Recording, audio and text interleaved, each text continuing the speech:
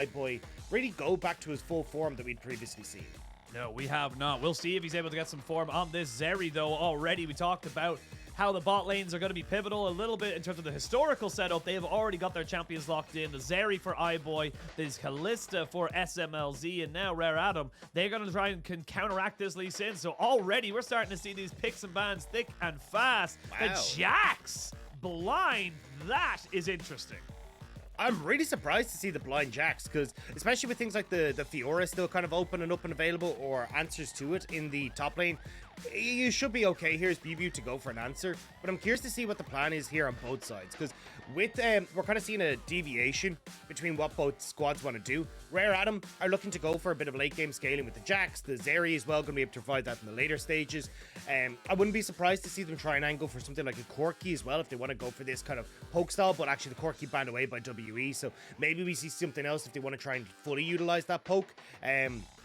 Whereas on the opposite side for WE, very much going in on the early to mid-game skirmishing, with Kalista spiking off of one item, same with this Lee Sin. Renata just kind of strong across the board. It doesn't matter too much what point of the game that is, so it feels like WE certainly going for these early game skirmishes and will need some sort of engage now to set themselves up to try and play through that strength.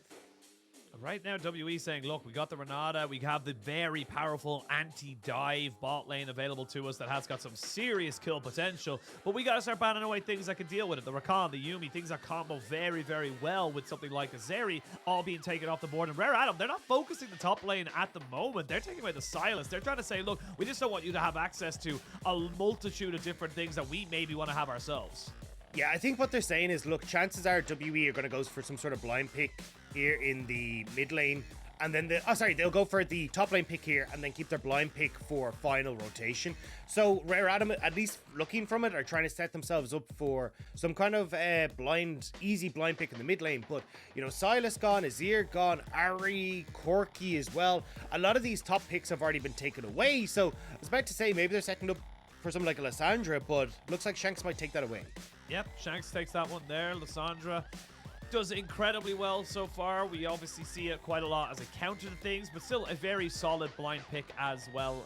As Rare Adam now got to figure out where they want to go and what they want to combo with this Zeri. I'm curious as well to see what BiuBiu on the top side, what he's able to take into Cube, because Cube on this Jax has, again, kind of just put down the gauntlet and said, I'm going to blind this. I don't believe there's anything that you can bring out that I'm not going to be able to deal with.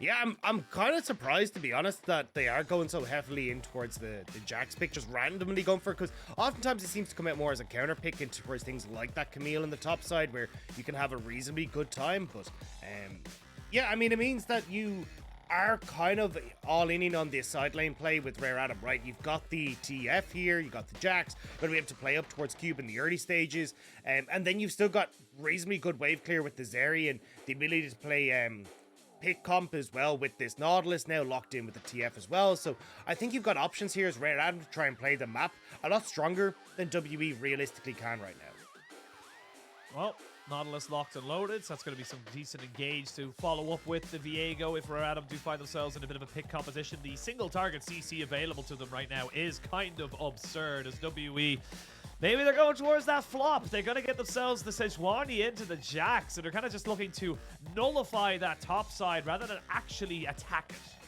I think the problem for WE is that they needed another engage tool. Like, yes, the Lissandra can provide some of this, but against something like a Twisted Face where he's able to find these quick picks, having more CC is actually going to be pretty crucial to WE to make sure they can very quickly pick off Rare Adam, because you're heavily in on the early stage of this game for WE. If the scaling on Rare Adam comes through with the Zeri, Viego, Jax, like, game's done. So for WE, having multiple ways to start fights, I think is a good call. But now Beishang needs to make sure that he is actually getting this game rolling, especially on this bottom side of the map. Otherwise, you just run the risk of hitting a mid-game where this TF is roaming everywhere, the Jax is taking over on the top side, and there's very little that you can do. Yeah, I think that's going to be a Bit of a snowball that you can't really deal with right now if you're going to be on the side of WE. You need to make sure you're mitigating that. And like you said, having that extra little bit of engage. And honestly, it's kind of like a primary engage, to be perfectly honest. Because yes, the Lissandra can go in from a flank. But if that doesn't work, you need something to be able to follow up with. You need something to be able to pick out the Zeri, pick out something like the Twisted Fate, or maybe obviously even the Jax, and just delete them from the map. And like you mentioned, the longer this game goes on, the harder it will become for the side of Team WE. For Rare Adam, they're kind of sitting pretty. Honestly, I really like the fact that Strive's going for this Twisted Fate pick, saying to himself, look, I don't really care what my lane's going to be like. I'm here to try and make sure that Cube and iBoy get themselves a good laning phase. I think Strive is becoming better and better at that as well.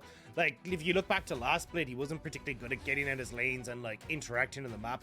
But his roams have actually been pretty crucial to Rare Adam's success, particularly down towards this bottom side of the map, where oftentimes he will be seen working with Leyan to try and get some plays, or even in lieu of Leyan, who may not always be the most active in the early stages. So I certainly like that Strive is going for this. I'm going to be curious to see now how much control he can try and operate with, since you can now play to both side lanes pretty easily.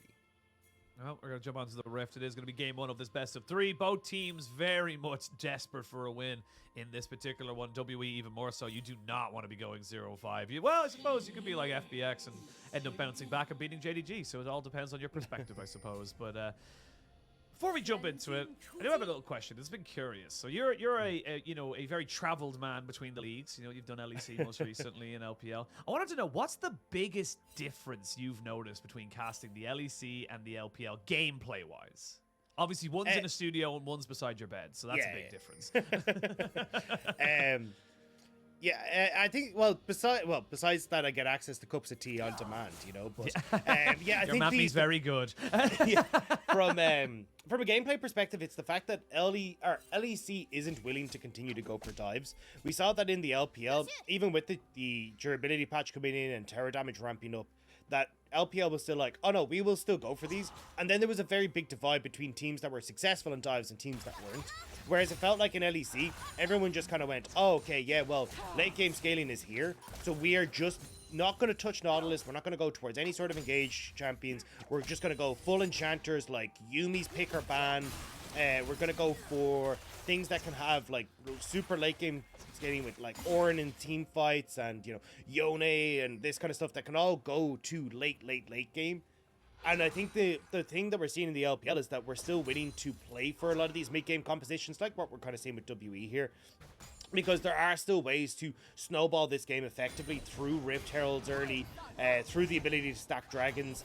And I think teams in LEC just aren't as willing to go for those faster pace games, which means that by default, you kind of end up in this scenario where you have a slower meta and later picks come through.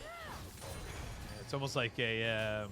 I can't remember the word for it. It's like, but you assume it is this way. Prophecy. Yeah, that's the word. I was also racking my brains for it. Yeah, couldn't think of it myself either. I was just kind of like, what is this? What is this word? But if there is a term for it, but yes, thank you. But yeah, it does feel like that, you know, kind of setup right now. And honestly, it's why I love the LPL, because no matter if it is two teams like this with RA and WE, they are willing to go for this. Like you mentioned, it's like, yeah, RA have gone for the late game scaling with the Jax and the Zeri as well, but WE have said, cool, we don't want to just have to, you know, flip it at a, you know, 5-man at Baron at 30 minutes. We want to see if we can get an advantage, because if we can snowball, and that advantage in itself becomes your win condition. So curious to see how all teams kind of work for it. I just want Worlds, man. I'll be totally honest. I just want to go to Worlds and see the metas clash. That's always what I want. I'm so excited for it. Like, it's actually going to be sick, especially you see how close the top teams were, like with G2 being able to take down LCK's top and beating RNG. They made RNG obviously taking the whole thing. It feels like when you get more teams in, it's only going to look better as Beishang will move down here. But yeah, very difficult for him to be able to kind of go for, but I agree. I think it's just when you get the best of the best, it's just always a good time.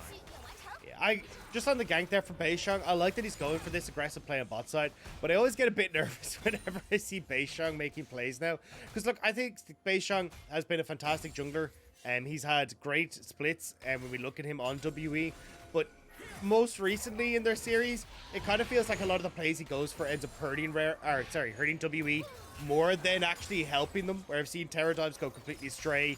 It kind of feels like you're looking at them going, stop hitting yourself. So I'm glad that he did follow up on the Q there, because I have been getting a little nervous now when I see WE going for early plays. Yeah, it hasn't been the most fruitful of endeavors, shall we say, for Team WE, but again, good to see them trying to at least see if something could happen. We'll say BiuBiu is taking a hell of a lot of punishment in this top side. You can see he's using that Q just for disengage, a W just to try and farm, and it's very much becoming a thing where with the grasp of the Undying, Cube is having an honestly free time. And again, this is a Sejuani into the Jax, and you got to be so careful here if you're BiuBiu. Cube is completely out of mana though, so he will not be able to go and look for the kill underneath the tower. We'll just look for the reset. WE trying to stack the dragons though, and Rare Adam have a lot of movement here for us. But should be okay. But 4 people here. Beishang does have Smite and a Grant. They'll secure it. They go in for the fight. There's a Glacial Path going in. They don't have the Ring of Frost just yet, but it's First Blood going over to Kalista. iBoy trying to run away, but the Ice Effigy forces the flash out of him. So that's going to be a lot of summoners burned for RA. Honestly, I don't feel like they needed to contest that. No, nice job by WE. Beishang went incredibly low, but doesn't actually end up falling in the pit because by the time Rare Adam commit, he'd already smited, got that health back, and from that point forward, you just have more favorable tools on WE right now. So you see it here, Beishang does get taken incredibly low, but because he gets the smite off, he actually manages to heal a good amount. Shanks is in a much better position here than Strive is, and as well, honestly, like, Shanks just has more tools available than Strive right now. Strive doesn't really have the big kill. Oh, I just spotted on the back as well. The bailout comes through right as the kill goes over onto WE side as well. So Beishang doesn't fall on the backside. Ends up getting the revamped health bar thanks to that bailout. So perfect timing there from heal on that ability. Very nicely done. Good positive start here from WE. This is the snowball that we were kind of talking about right there, because yes, Cube will have priority in this top side, but when you are picking up the likes of the dragons, you're getting kills onto your bot lane, that's where this game gets a little bit more tentative for the likes of RA, where you're kind of saying, look, you can't just sit and wait because this Kalista will become a monster, and with the extra engage that Shanks provides alongside BiuBiu, there are ways for these carries to be caught out. Yeah, and the biggest thing is that you're giving this composition from WE that wants to snowball the ability to, right? Like, Strive would have loved if, instead of contesting for that, you push in mid, Strive hit 6, let's go and dive top when you saw how low BiuBiu was, right? Like, you could have gone for these sorts of plays or tried to facilitate an advantage for Cube in that scenario after BiuBiu would TP back in. So there were other plays available, and this is kind of why we're looking at these teams going, they aren't exactly the at the front of our mind when we're talking about teams that are going towards playoffs. Not the first people, I definitely say, when they say who's in our top 10. Hey, look, I'm trying to, like, rein in the violence today, right? I've already insulted enough different things. Oh, don't worry, I know. I'm well aware of how you started this broadcast, berating me and my alfalfa, my little head faux pas. But we'll wait to see now where WE want to try and maybe take this advantage. I will say it's not really equaling into huge amounts for them. Of course, the gold lead is a little bit skewed because Strive will get some passive gold himself. BiuBiu has a feeling, though, with the wave and the position it is, he's not really sure where Leyan is and wants to make sure that he's not getting ganked, and also recognizes there's a Rift Herald being taken. So good heads-up play from BiuBiu, kind of stopping a lot of what's going on. Yeah, the 8-minute mark is definitely when top laners get a little bit nervous because they're like, look, there's definitely people coming up here and I just have to be careful of that. A lot of movement down for WE to that bot side, though. It looks like they're going to try and look for some sort of dive, but iBoy and Yuyanjia is suspecting that and are actually just going to back away. Yeah, the Destiny Gate has been used as well, so they're trying to maybe just dissuade a dive. There are 4 people here for the side of WE, and yes, you get the Rift Herald, but you're losing a lot of golden experience here on the RA bot side, and the plates going over is big for WE.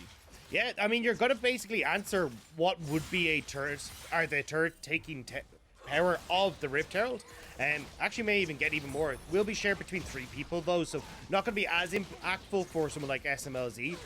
But the ultimate being used by Strive there was really curious because you're not really going to get anything off it, right? And that was one of your tools to try and help out here, or maybe dissuade any sort of plays, and that's just gone now. I mean, yes, you're sharing the plate gold, and obviously that feels bad because you want to try and give it onto a singular carry, but iBoy and Yuyanjia can't get near this wave. This is the third wave that they're going to lose. Oh, I mean, WE are destroying Rare Adam on these map movements right now. This is really, really good from WE, and you're not getting anything back like Strive. Strive is pushing mid, sure, but I mean, Shanks has already pushed in that wave, so he's totally fine. He's going to move back. Full turret goes down for WE. And yeah, I mean, a complete disaster for Rare Adam on that play. Strive needed to move down with that Destiny to actually help iBoy and Yuyanjia keep the Terror, but instead, he just pops the Destiny and does nothing. And the thing is, he's also running Merc threats. So he doesn't even have the reduced cooldown because of the Ionian Boots of Lucidity. He doesn't have ability haste. So it's going to be even longer before Strive gets that ultimate back up. So, yeah, I don't know. Not exactly the best starts here for Rare Adam. Like, 1 kill going over to WE, but look at that gold lead already starting to creep up for Team WE. Yeah, and you're 20 CS up in the bot lane. You're going to be able to do a full lane swap now because, yes, to be real, you got 1 dragon, so you don't really care about the rest of them. Leyan trying to go for a little bit of an invade here towards the mid lane, so already Beishang moving himself back here. But this kind of goes back to what you were talking about, the proactive nature. And speaking of which, I'm going to have to stop myself as Leyan might be in a lot of trouble. Never mind that, Leyan is in a lot of trouble. He heartbreakers, but Keel picks up a kill. Yuyanjia now trying to run away. He will have a dredge line available to him very shortly, but not before he has to flash away from the frozen prison. I mean, this is really well played by WE, and honestly, not what I expected coming into today. I saw WE, and I've watched a couple of their series, and was thoroughly unimpressed with the early game. It really felt like they didn't really know how they wanted to achieve their goals, but WE kind of styling on Rare Adam right now. I mean, they're just completely running them ragged around the map. And again, Beishang is just saying, look, you can't go near this Kalista. You just can't. It's not possible. So you have to just back away. They're losing gold. They're losing experience. Turret plates are going over for galore. And you can't even dive the Sejuani. That's just not possible for you right now because she's so tanky. Yeah, especially with Shanks moving down here as well. He knows that the ultimate's going to be back up from Strive. It's just hit over. So Shanks was roaming down to cover that play. So yes, you will get the Rift Herald charge, but I mean, you're only equaling it now for turret plates on this top side, and you're already a Terror behind. This should never be the type of trade that you take when you've got Rift Herald. And again, it's the proactive play that we were talking about. You said the difference between, the late game scaling that, the meta as such from LEC compared to the LPL. LPL teams know that if they can get this momentum and they can get the gears chugging up and up and up, you just fall behind. There's not really an answer available to you. And even right now, we might see BiuBiu feeling confident because, again, no one's going to take him down just yet. Yeah, I mean, I just feel sorry for Rare Adam in this one because I'm about to watch this Kalista go back, pick up her first mythic, and just basically take over this game. Like, there is, this is huge advantages for WE. And yes, you managed to get 1 dragon. It'll stop the stacking for a little bit, but it's things like next Rift Herald that's going to be coming up in just a moment, in about 3-4 minutes time, that are then going to be able to be used mid and crack up with that structure. The ability for Strive to actually make plays with this Twisted Fate as well is going to be massively neutralized because you just won't have control of the map. And as well, Strive hasn't got 1 good ultimate off yet. Like, he used that first one just to spot out that WE were about to take the bot lane turret, and that was it. So from Rare Adam's point of view, how do you actually try and control this game again? I don't know. That's what I was hoping that you would be able to tell me because WE running ragged. Yes, it's only about 2,500 gold lead, and Cube will get himself a free plate on top side. But again, the map pressure, the presence to be able to say, cool, you don't have a tier 1 in bot or top. You haven't taken any tier 1s yourself, so we have full priority around this mid lane, and we have full priority around the next Herald in 1 minute and 20 seconds, and subsequently the next Dragon in 3:30. This is the pressure you're able to gain up as WE because of just very good proactive play. And again, it's just going to be a case of trying to control the map now for WE, and they should be able to bring this one home. Good vision control in River, they can eke that into the jungle, try and spot out where Strive is, and as long as Shanks is keeping this wave of bot pushed in, Strive can't really leave that lane to actually go and make plays mid. So now WE get to poke away at this mid turret, and they are rotating over just as Rift Herald's about to spawn to get some the vision on top side. So overall, WE just playing this out nice and smoothly.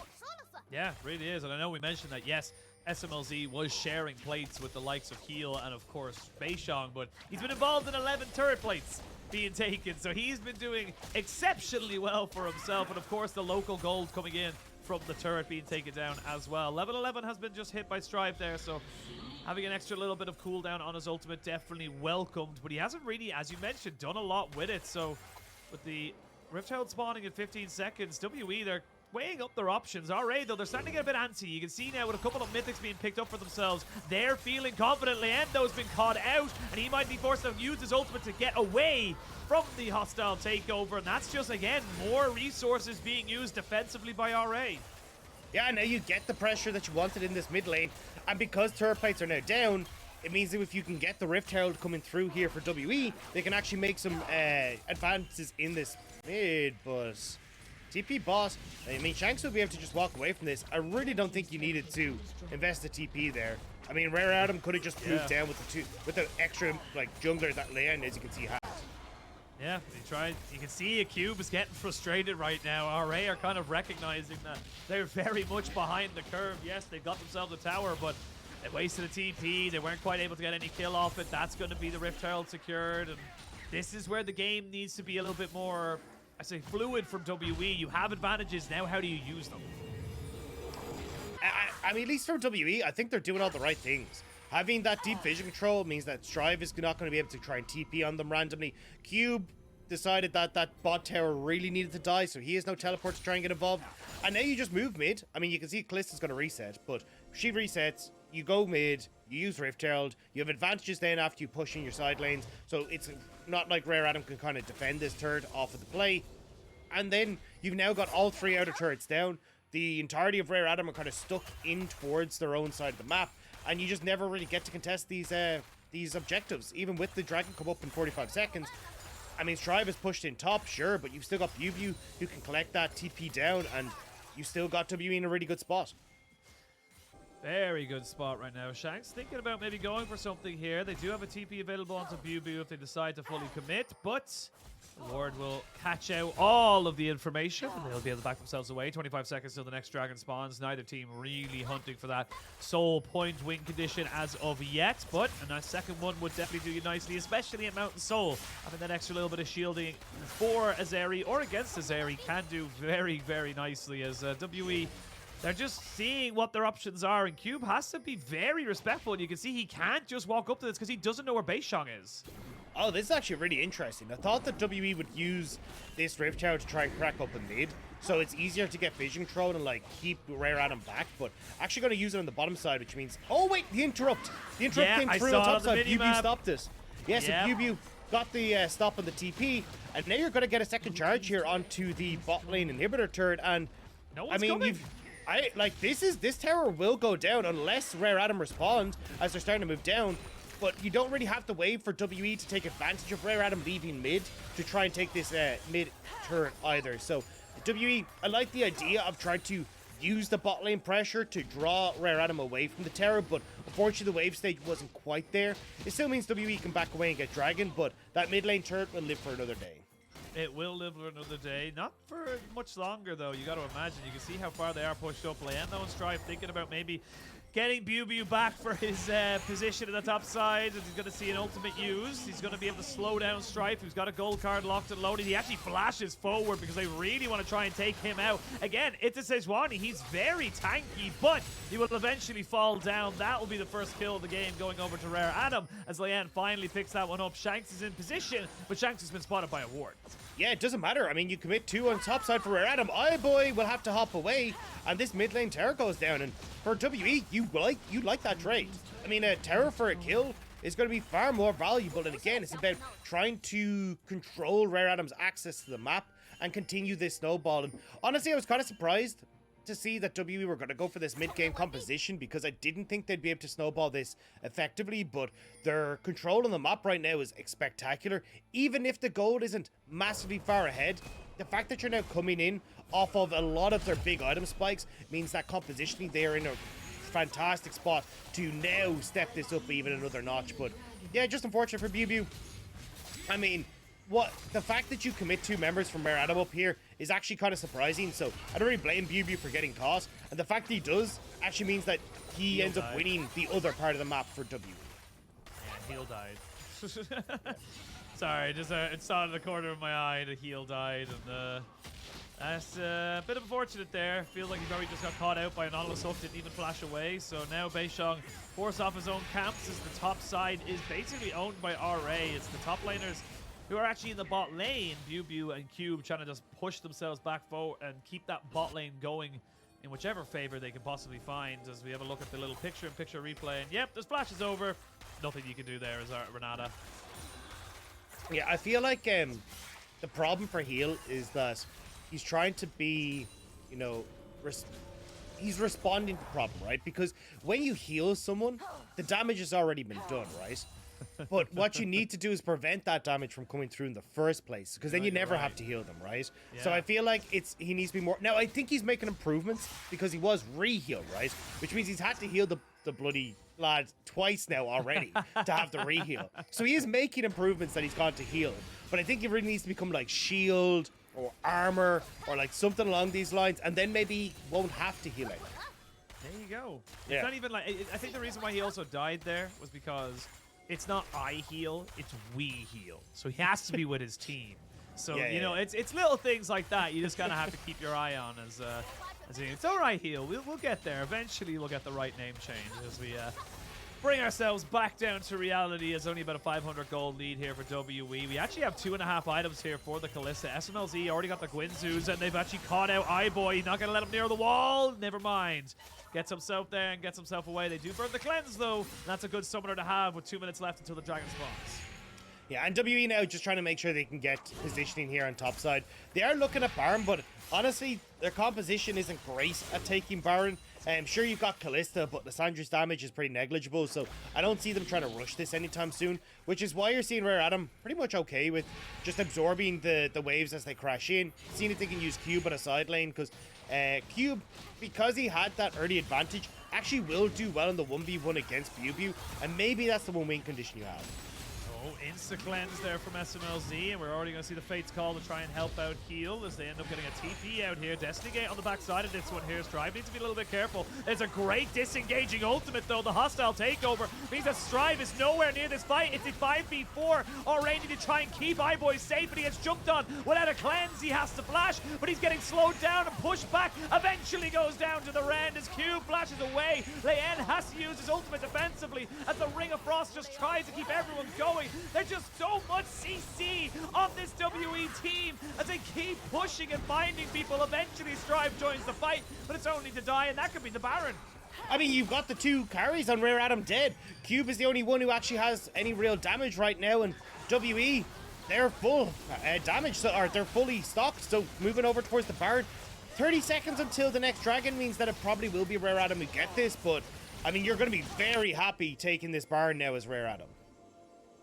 This is a good game from WE. It's been slow for sure, but it's been absolutely positive for them. Yes, there's been one or two little moments, but again, not exactly super egregious mistakes, just RA being proactive. And this is the start of this fight where they throw everything to try and catch someone out. But look at the Destiny Gate.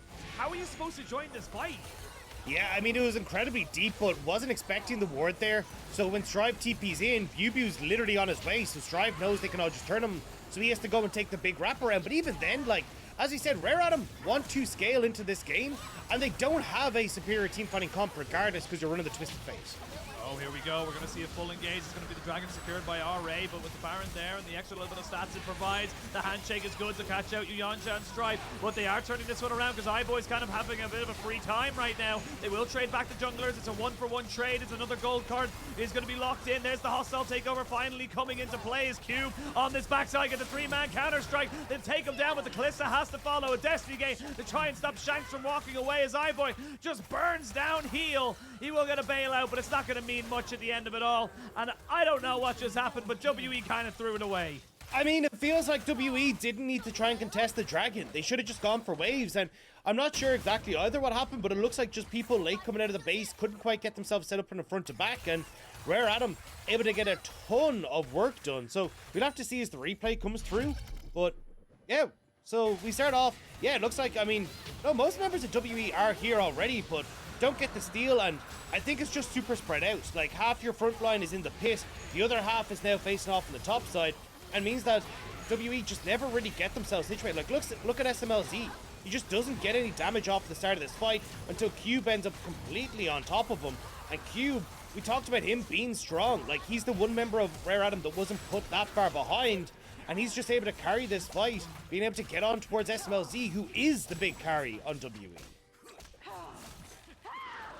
All the good from WE, sadly, is not going to mean a lot. The Baron will mean literally nothing because they have lost it on basically everybody. It's unfortunate, and this has kind of been the story so far of the split for WE. We've seen moments of good, we've seen, you know, little flickers of light, but it hasn't really been enough to stoke a fire, to start anything, exceptional from them. And as much as it pains me to say it, a 0-4 scoreline is kind of justified for this team. They don't really show enough to be able to kind of say anything else about it. I think it's a bit unfortunate for them just in this game as well, where they have put a ton of resources into Smlz, but because he ended up taking the heal, like 1,300 gold of that has just gone into a QSS, because he didn't take the cleanse, which I think was a little bit of a mistake here. And it means that you're just kind of putting a lot of that gold into, oh, well, a stack that I will eventually get use out of, but I could have actually just taken a summoner spell to keep that gold towards picking up this Runes nice and early. So he's hitting on to multiple people rather than just the one person throughout these fights. And same when you look across at Cube. Cube has just been able to put his gold into, well, anti-Smlz stats. He knows exactly that the Kalista is the one that's going to carry these fights. I mean, Shanks isn't really, Beishang isn't either, so going for the early Frozen Heart means that when he gets on towards Smlz, he's slowing the attack speed, but that automatically slows her ability to get away from Cube as well. It's such a smart pickup from the Rare Adam top lane. Yeah, and I'm also going to call out Shanks. Like, Crown of the Shattered Queen is nice, but I feel like your job in these fights is to consistently CC. And we'll see Leyan getting caught out here. The handshake will bring him right back as he flashes himself away. They've got the Fate's Call to try and catch him out. The TP committed as well, and Smlz will pick himself up another kill. So WE being a bit proactive and trying to catch someone out, but there's not really a lot for them to take afterwards. I mean, they should be able to move over towards this top turret, but Shanks has to reset, so it's not answered for by Cube on this bot lane. Yeah, I mean, they should be able to get one of these towers just depending on how Rare Adam try and set themselves up. Yeah, they'll move over now and try and contest onto this top side. Again, they don't really have the minion wave, though. I actually don't think they can take it, so... yeah, this is a good pick, but not exactly going to lead to much else out of this one here. We'll have the Viego back up the map very, very soon. Oh, never mind. Strive.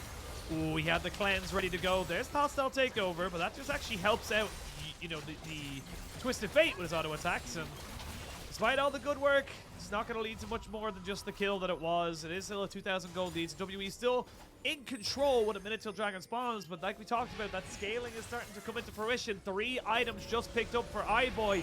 He is a monster. You need to kill him in a fight, and if you don't, it's not going to go well.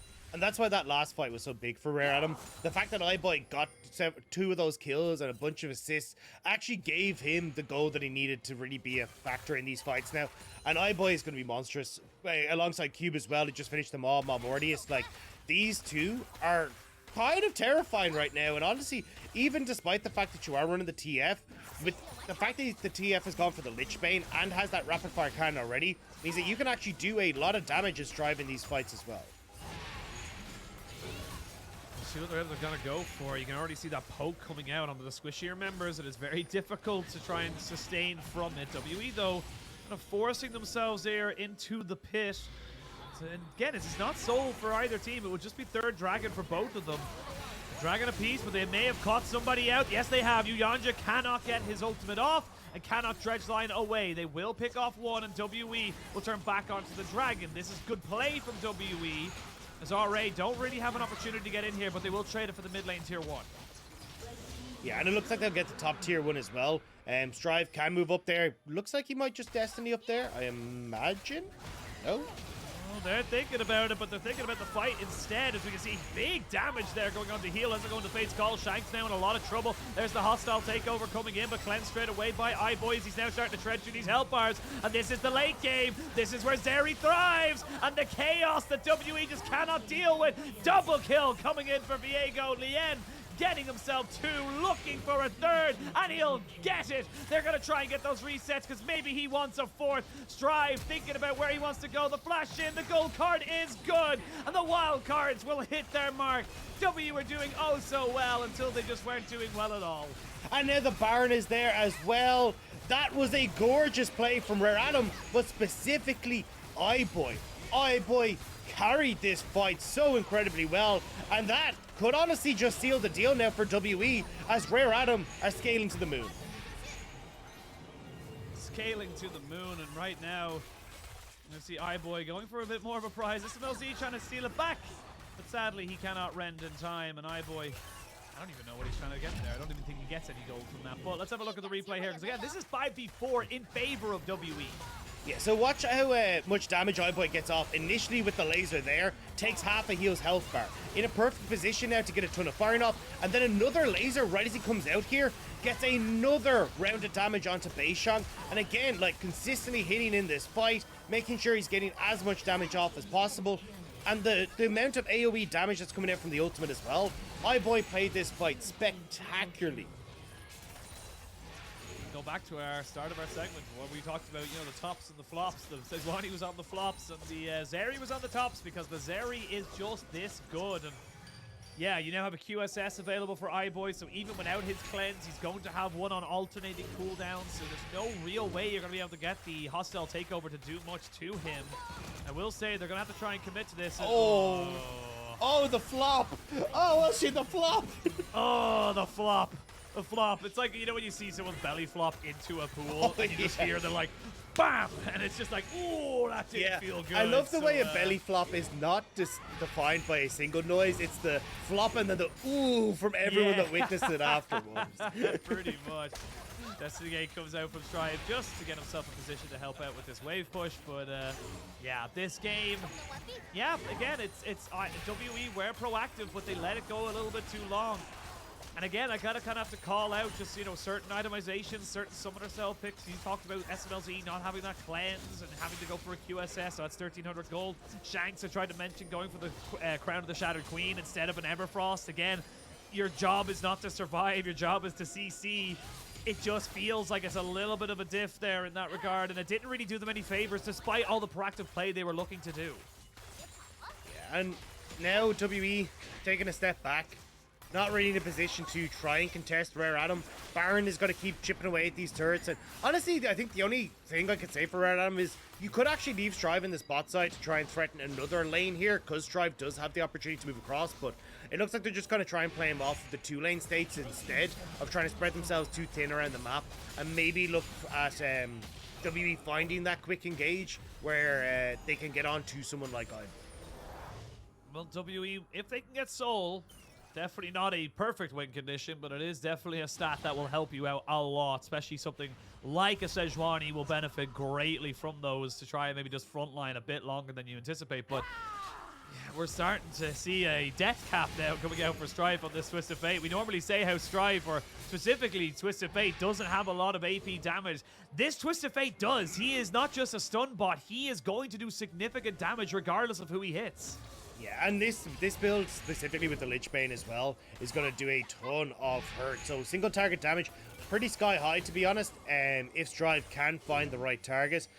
Once it's not BiuBiu, you should be pretty much able to half, if not slightly more health, someone off of a full combo.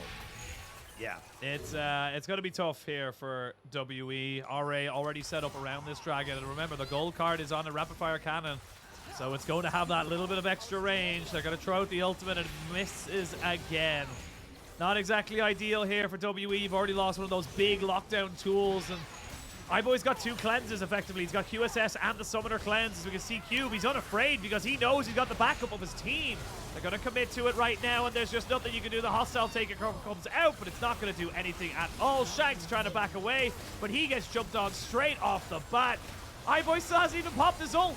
That's how ridiculously far ahead he is in this fight. He does not care. Double kill for Strive, triple kill for Strive. And this game is all but done. WE, I appreciate the effort, but at the end of it all, you just couldn't stick the landing. Look, this game is all done. Rare Adam gonna go collect that wave from the top side. You got the push in mid. I mean, you've got 35-second death timers coming through on several members in WE. They just get to push in for the end here. They got the minion lines. Yep, 2 inhibitors down. Death timer still at the 20-second mark, and that's going to be RA going 1-0 up against WE. And it's comp that scales. At 34 minutes, you're going to win the game. Yeah, I mean, it was a nice attempt. from WE. But unfortunately, when we got to the mid game, they just weren't able to keep that ball rolling, taking some really curious fights. We saw them like struggle to get map control because that mid turret stayed alive for a little bit longer than they expected. And from that point forward, having no real attention towards the dragons and the neutral objectives, that weird fight that they took at that dragon as well, just after they got Baron, meant that they'd all kind of started to fall apart because you don't get the buff out of the Baron, you end up losing the dragon. The whole game just got out of their control. Yeah, it just felt like what was good proactive play, and then little small mistakes just kind of slowed down the game. It gave them, the side of RA, just those little windows of 1 or 2 minutes where they could pick up an item where arguably you would have been ahead. You would have been an item ahead of certain carries. You could have had the advantage to maybe force something. It just didn't pan out that way. And again, it's kind of the story of WE this split. We do see good moments from them, but they're just not able to stick the execution, stick the landing on a lot of them. And I honestly feel like we're going to need to see drastic change for them if they want to pick up any win. Because again, this is a team that's 1-4. This is an RA. This isn't even like it's a Weibo or an EDG or even, hell, like a top esports or such. This is one of the teams that arguably you have the best chance to beat. And that's the problem that we're seeing for WE, is that either the early game doesn't really go their way because they go for a dive, the communication and coordination isn't quite there, or they actually do have reasonably good starts to the game, but unfortunately not able to land this on their feet in the mid game means that it all starts to crumble again. And Rare Adam, we talked about how they had the late game scaling there with the Zeri and with Cube on that top side as well. And just with the ability for Cube to take over that top side, still be a massive threat in these fights. iBoy as well, at least been able to find some success off the back of Cube in fights as well. Rare Adam were able to take the game. Yeah, and it was just RA kind of just, again, like you mentioned it many times during the game, just scaling. Just saying we don't really care and we're going to continue forward. Honestly, looking at the kill participation, it came from Strife as well. The guy was everywhere he needed to be to just stop any kind of proactive play from WE. Yeah, I will also say for Smlz, the fact that he got so much early gold and is less than 22% of the team's damage is kind of absurd. Like, this guy, I can understand in certain situations that WE weren't really giving him position to try and set up. But if you're going to play this Kalista, you have to be willing to put yourself in harm's way and trust yourself to be able to play around that. But as you said, it didn't really have things like the cleanse available early enough because he had to go and buy the QSS. So in a lot of these early fights, he wasn't really getting the damage off. Struggled as well because the team let Cube get access to him pretty consistently in fights. So when you've got the Counter-Strike running, Smlz can't deal any damage. So